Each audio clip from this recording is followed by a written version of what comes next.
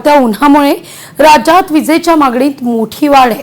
सध्या विजेची मागणी 26,947 मेगावॅट पर्यंत पोहोचली आहे।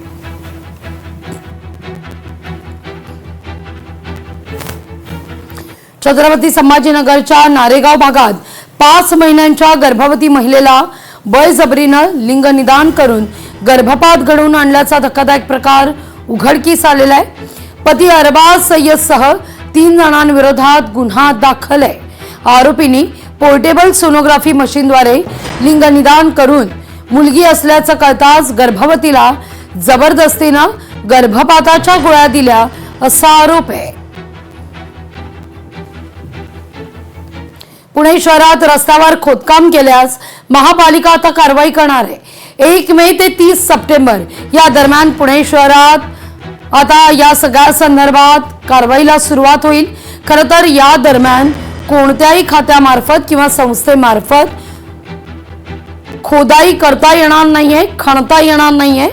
सर्व कामं ही 30 एप्रिल पर्यंत पूर्ण करण्याचे आदेश आहेत।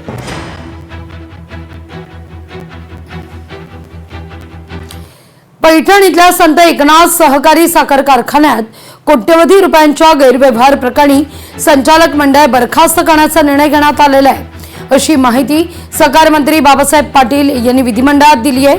या प्रकरणी गुन्हे दाखल झाले असून सहकार अधिनियमाच्या कलम 83 नुसार चौकशी केली जाणार आहे।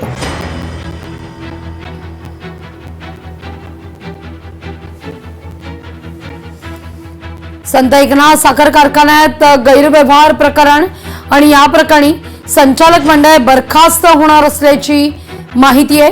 कारखान्यात कोट्यवधींच्या गैरव्यवहाराचा देखील आरोप होतोय। लोकशाही मराठी ऐका, पहा, जागरूक रहा।